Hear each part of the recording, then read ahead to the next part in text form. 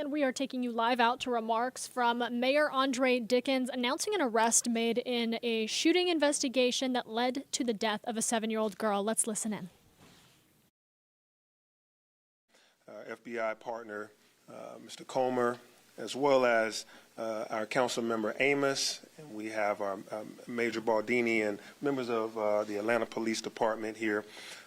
We are here to announce that the individuals involved and responsible for the death of 7-year-old Zoe Price are now in custody. The beginning of this process is now taking place, and this will now ultimately allow Zoe's family and community to see justice has been served. Chief Schierbaum will get down to the basics and the details here in a minute. But first, I want to commend Chief Schierbaum and the men and women of the Atlanta Police Department, and with Chief Spann and the team, and working diligently with the FBI and all of our partner agencies at all levels to bring this to this point now. Their work reflects the very best of law enforcement, coordinated, relentless, and focusing on delivering justice for a little girl that should be here. Before we talk about numbers or processes, I want to talk for a minute about Zoe. After the shooting, I was able to speak with Zoe's mother, Cassandra, who was also shot during that incident. And thankfully, she survived and she's recovering. I spoke with Zoe's sister. And the resounding theme from them when I talked to them about Zoe was that she was bright, and that she was, but most importantly, she was compassionate, and she was just a fun kid to be around. Zoe Price was only 7 years old. She was a child full of energy and full of joy. She spent her time in our Atlanta Parks and Recreation Department, cheerleading and basketball, and I was able to see photos of her as she played. She was doing what kids her age do and what they're supposed to be doing, building friendships and growing up, learning about teamwork. Her life was cut short in an act of senseless violence, and that loss is not abstract. It is a chair that is going to be missing at the dinner table each night. It is an empty classroom seat next to her friends that are going to be mourning the loss by her teachers, her classmates, and the rest of the school. They may be having feelings of loss and feelings of confusion early in their lives at this tender young age of 7 and 8 years old. And so there is a family now that will never be the same because Zoe is no longer with us. And as a girl dad myself, I can imagine how this family feels and will carry on. And so these arrests that we are announcing today, they matter. They matter because they are a step forward towards justice for Zoe, her family, and for every parent in this city who expects their child to be safe in their very own home and in their very own neighborhood. So let me be very clear about something here today. Just last year, 2025, the Atlanta Police Department had a 76.76 clearance rate for homicides. 76.76% of the time we have already within that year arrested an individual that was responsible for a shooting. That's one of the highest in the nation and definitely higher than the national average. That is not just a statistic that we recite casually. It represents hours of investigative work, commitment to this craft, partnerships across jurisdictions, and detectives and officers who do not stop until the job is done.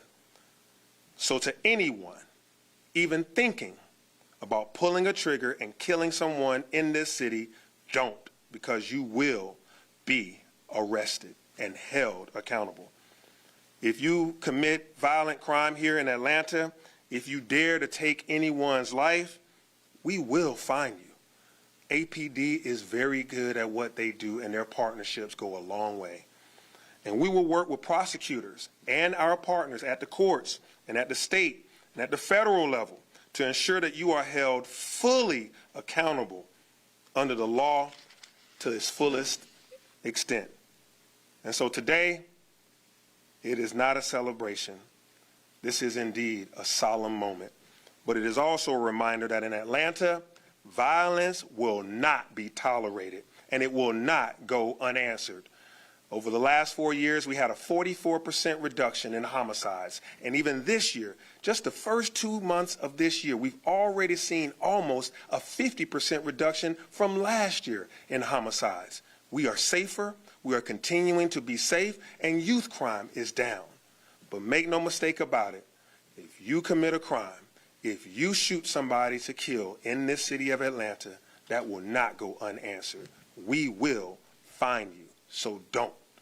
And so now I will have Chief Sherbaum to come walk you through the investigative details that have led us to this moment of arrest. Chief. Thank you, Mr. Mayor. Mr. Mayor and CEO, thank you again for being here at police headquarters, for giving us the tools that we need to keep this city safe, and for developing the partnerships that were key in the success that we saw here. I want to again, on behalf of the women and men of the Atlanta Police Department, extend my sympathy to Zoe Price's family for this loss. While today we are going to update Atlantans on the success in this case, it doesn't replace a daughter and a sibling and a niece. And that process will be long, but this police department will be there with them during this journey. It was a week ago tonight that we lost Zoe. It was a week ago today that we made a promise to Zoe Price's family and to Atlanta that we were going to make an arrest and we were going to hold those accountable who brought this tragedy upon the family. And from the time we made that promise, we have not stopped working. In fact, the first arrest warrant was issued on February 26th. Chief Spann will tell you in a moment who that arrest warrant was issued for. On Thursday, 48 hours after the homicide, we had already identified the first individual involved and issued arrest warrants. We were out looking for them, while we were also communicating with the family and that individual's attorney, asking them to turn themselves in, which occurred yesterday. On February 27th, the department continued working. We executed a search warrant at 585 McDaniel Street, where we believed evidence of this crime was likely held, and a second person involved in this shooting was likely at. It was during that search warrant that we were able to develop additional information, and later that day, that individual turned themselves in and were taken into custody. First warrant on Thursday, first physical arrest on Friday. We stood by our promise that we were going to hold you accountable who took the life of a child of the city, and I want to really thank the men and women of the Atlanta Police Department for their hard work. Zone 1 that night tried desperately to save a child's life. That night, our investigators started and did not stop. Our analysts were working around the clock to make sure on Thursday the first arrest warrant was issued, on Friday the first person was in custody, and then yesterday that person was in custody when he turned themselves in. So thank you to the men and women of the Atlanta Police Department. But we did not get here alone. Our partnerships were strong. We want to thank our federal partners at the FBI and the ATF for their work over the last few days. We want to thank our district attorney, Fonnie Willis, and her team for the support in this investigation, and the citizens of Atlanta that heard our request for tips and information Tuesday night and did not let us down and also supported this investigation. APD's commitment is to justice, and you have seen the men and women of the Atlanta Police Department work throughout the week delivering that. And this is a message that if you are going to harm an innocent child in this city, that we will catch you.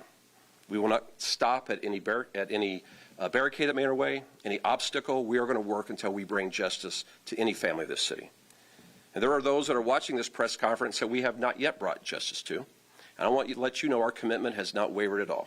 And I encourage any resident of this city or this region that has information about an open homicide case to reach out to us. To give you specifics into the work of her division and our partners, I do want to ask Deputy Chief Spann to come to the podium. We'll provide you more detailed information. Good afternoon. So we developed probable cause that 19-year-old Preston Smith had a verbal dispute via phone conversation with Darius Price, who is the sibling of Zoe Price. According to a witness, during the conversation, Preston made a threat to shoot up the home where Darius resides. Preston Smith traveled into our city, where he picked up an accomplice, who we identified as 17-year-old Stephen Richardson.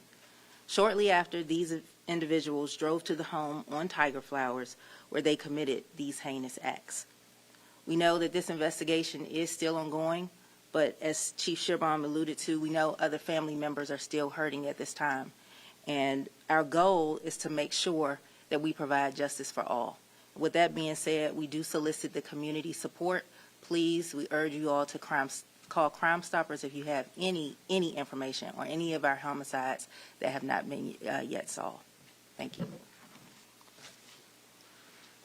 Thank you, Chief Shearbaum. Thank you, Chief Spann, for your dedicated work, and to your teams. Are there any questions from the media? So we'll start over here and go down the road.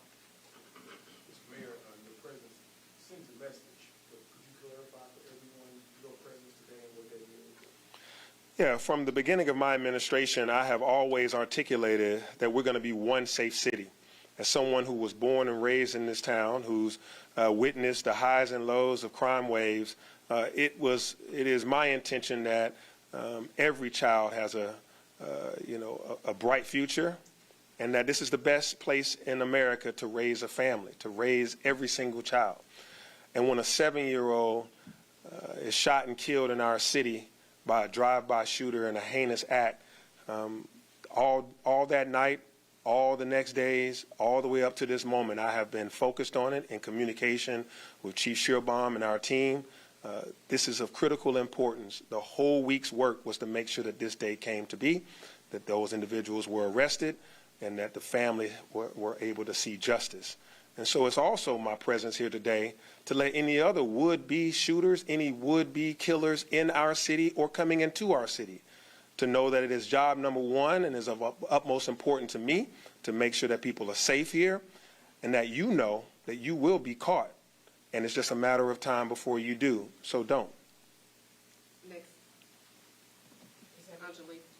Yeah, I'm trying to understand exactly what happened here. So Preston Smith is from out of town. Where is he from? He came into Atlanta and picked up a second person by the name of Stephen Richardson. And then there were 3 people arguing outside of the house with Zoe's brother and these 2? No. So this started as a verbal dispute via phone between Darius, who is Zoe Price's brother, and between Preston Smith. There was a witness who heard the conversation. During that conversation, there were threats made to shoot up the home. So Preston Smith drives from outside of our city. He was not anywhere in the city of Atlanta. He drives in to pick up an accomplice who we've identified as Stephen Richardson. Then he drives to the location on Tiger Flowers where Darius and 7-year-old Zoe live, and he shoots up that home. Next reporter, WSD. Oh, 11. So today we saw 2 children, two children really lost their lives today. We have Zoe, 7-year-old, died. The 17-year-old is going to jail for God knows how long. Speak to me about that. I mean, just about that, yeah. Yeah, that's exactly right. 2 youth in our city, one 7 and one 17, and then another, a 19-year-old. And then there's all the family members of Zoe that are going to have a lot of loss because they've lost Zoe. This is a tragedy in every sense of the word, in that we've lost someone who had a bright future, who has a great relationship with our family and with her family and our city, being a part of Parks and Rec. You think about the kids that she's on teams with, the cheerleaders that she plays with, and the basketball teams and the coaches. This violence has a ripple effect across the entire community. And then the 17-year-old Stephen, who made a bad decision, along with Preston, who made a bad decision, they won't see the light of day for a long time. There's a lot of charges that are against them. So family members and, individuals that are around anybody that is violence prone, anybody that is underage, that has access to a weapon, all of the parents and the guardians and the family members that are around these individuals needs to make sure that they hear this message, that if you want to spin the block and you want to come down and, shoot up a home and all, you will be caught. You will serve a long sentence, and you're going to have on your conscience that you shot a mother, and you killed a 7-year-old, you made a horrible decision. And that can be, that could be mitigated by us taking heed to that message that we want to make sure that the city is safe and the whole region is safe. This individual made a decision to come into Atlanta to do this.